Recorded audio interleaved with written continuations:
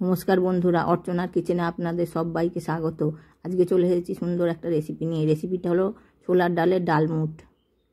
তার জন্য একটা কড়াই উনানে বসিয়ে দিয়েছি।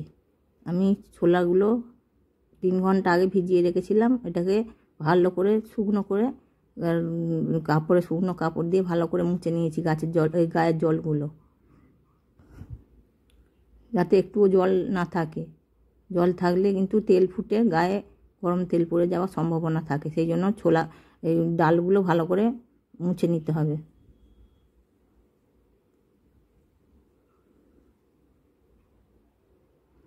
কড়াই গরম করে দিয়ে দিয়েছি বেশ কিছুটা সাদা তেল। এবার আমি এক মুঠো করে ছোলার ডাল তেলেতে দিয়ে দিলাম। ভালো করে নেড়ে চেড়ে নিয়ে তুলে নেব।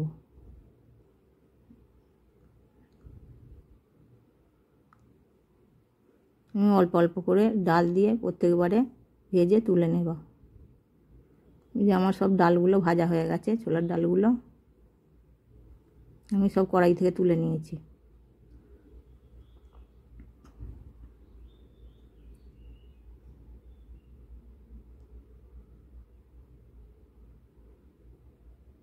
এবার এই তেলেতেই এক মুঠো বাদাম ভেজে নেব।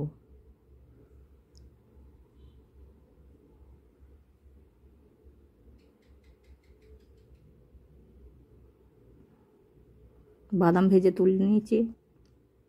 এবার এতখানি একটু তেলটা কমিয়ে নিয়ে অল্প তেলে একটু কারি পাতা ভেজে নেব।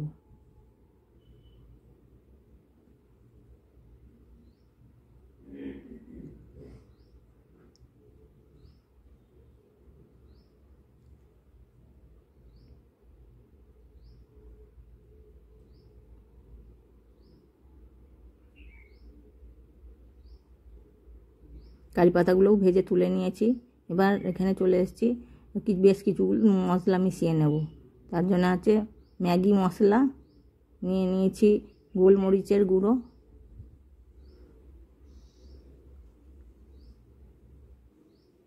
নিয়ে নিয়েছি বিট লবণ,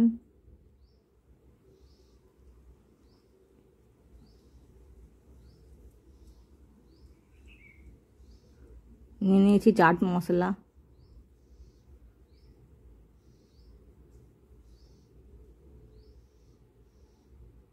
নিয়ে নিয়েছি একটু কাশ্মীরি রেড চিলি পাউডার, এটা রঙের জন্য নিয়েছি।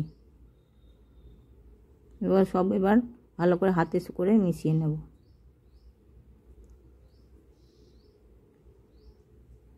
মিশিয়ে নিলেই আমাদের ডালমুট রেডি।